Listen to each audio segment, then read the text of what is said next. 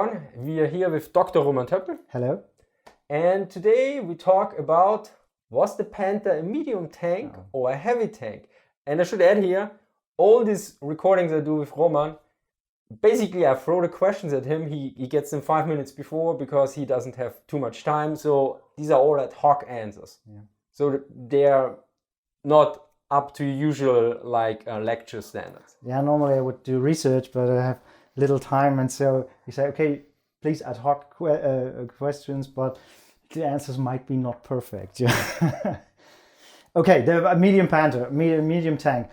That's one thing I get a bit upset when I always read even books. The medium tank Panther. No, the Germans did never say the Panther was a medium tank. The Germans, they differentiated their tanks from the weight. I even read in a Russian documentary, there was a Russian historian who said, the Germans said the Panther was a medium tank because he had a 7.5 centimeter gun.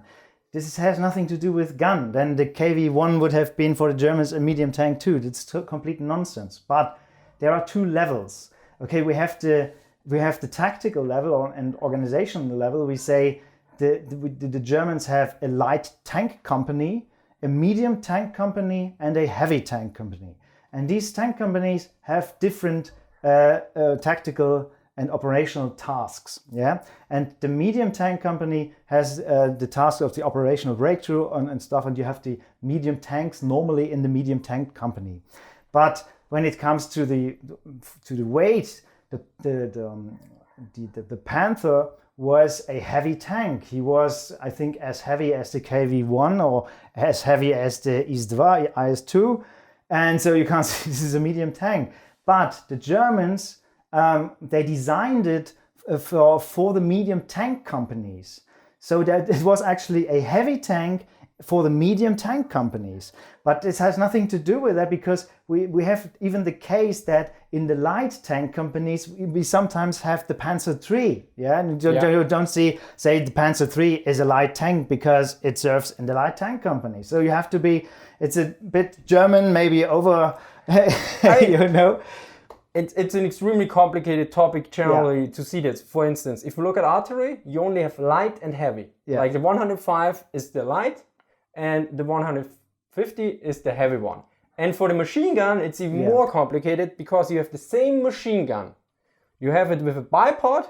The MG34 or 42 with a bipod is a light machine gun, but with a tripod, it's a heavy machine gun. And usually people point out in the comment section, it's a general purpose machine gun. Yeah, but on the tactical level, how you use it, because you use it quite differently. You use the light machine gun in the squad role, and the heavy one, I think platoon or even company level. And it's also different because you shoot it differently. There's a special automaton, Tiefenfeuer automat, to spread out the fire and the depth and everything. And this is quite complicated thing. That's even complicated for me. The tripod actually, referring here to Philip, cost more than the machine gun itself because it was so complicated. Really? It was quite an extensive machine. I mean, Philip, who is the guy with the machine guns, he's really into this, and he wants to find out more about this special thing, because you could, from what he understands, so this is not completely verified, you could determine a special area you want to fire at, and you just press the button and it automatically spread the area. So it's an aerial denial weapon to a certain degree. Okay, and I have three other examples that are coming to my mind. And I asked even some German tank commanders, did you talk of medium tanks? And one wrote to me, we never talked of medium tanks. It was not a common thing.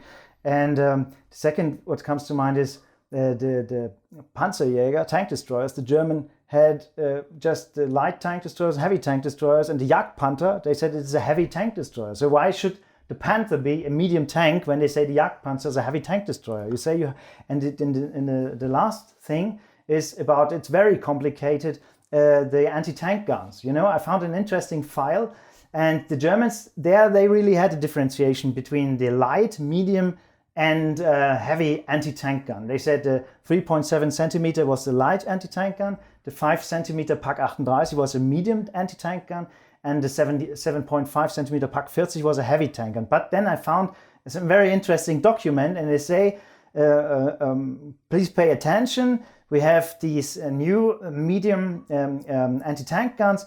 We have this French. I don't have the exact what is called. It's a French field gun, and they used it as an anti-tank gun. It was a 7.5 centimeter, but it was mounted on the gun carriage of this 5 centimeter Pak 38. And they said, pay attention when you refer to the 7.5 centimeter field gun French on the gun carriage of the 5 centimeter Pak 38, then it's a medium anti-tank gun. So it has nothing to do with the caliber. It was a 7.5, but it was not a heavy tank gun.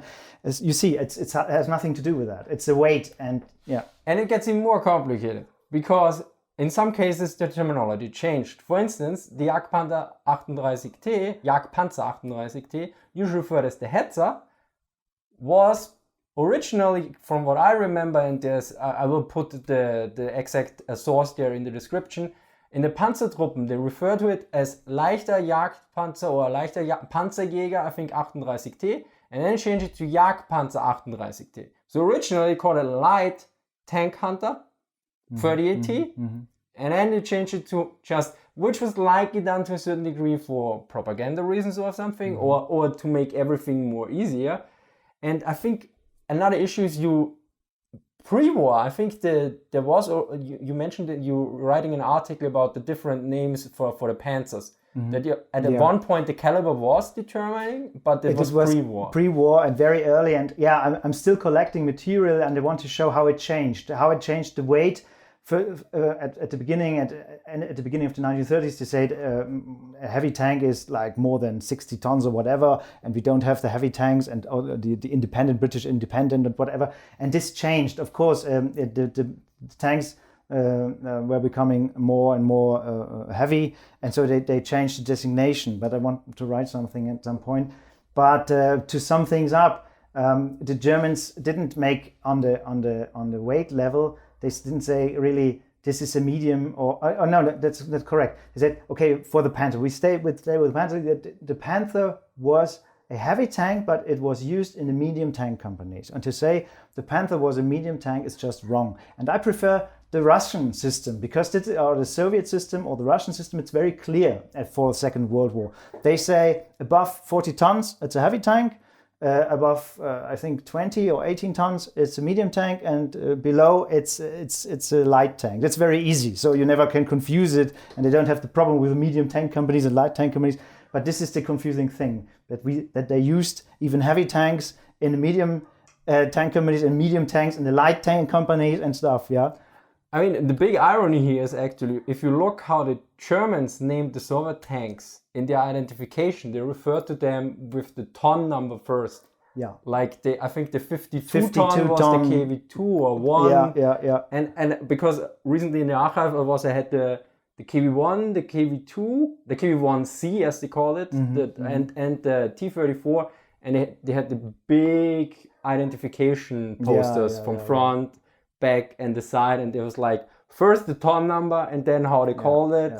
And it was really interesting to see that there they actually used the ton number. I also for the Sherman as well. I'm not there was also, I think the Valentine was the 18 ton or something, and then Valentine something. Yeah, because I did a talk about the Battle of Dubno, a very famous tank battle at the beginning of the war. Not very famous in Germany, but in other countries. And you can see it on YouTube, but it's only in German. Sorry. And I have seen many original reports, and if they don't give the designation of the tank, they say we knocked out 3 52-ton tanks, and then you have to look up the Soviet files. What could have order you say? 52-ton tanks? It must be a KV2, or maybe it's a KV1, but it can't be a T-34. And then they say, and there are 26-ton tanks. You know, this is clear. It's T-34, but they don't say. We knocked out a 26-ton tank T-34. They just say we knocked out a 26-ton tank. Yeah. Yeah.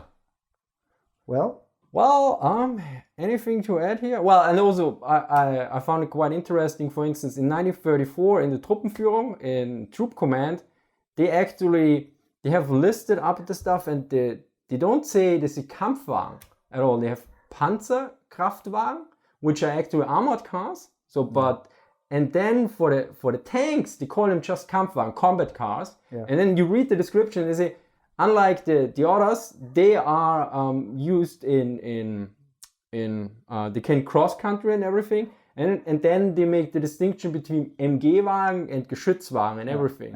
So this whole thing develops over time. And I also, when I met David Willey at the Tank Museum at Tankfest, he also noted it's quite interesting when he reads the original British files, what they call a light or medium or heavy tank back then, compared to what we nowadays afterwards call it. We didn't go into detail, but he mentioned it, and then I referred to your article that you're going to write about the Panzerwaffe, because it's always like, so you see same researchers or researchers from different countries on different armies have usually run into same issues, like, okay, what was the coordinates really? And I also made, I think, originally I also referred to the description of the Panther as a medium tank because it served in the medium company, but now I know better. Yeah, it's complicated. Because it's German military history. I mean, else it would be boring. Yeah, okay. So, well, thank you very much. Thank you for watching. And see you next time. Bye. See you next time.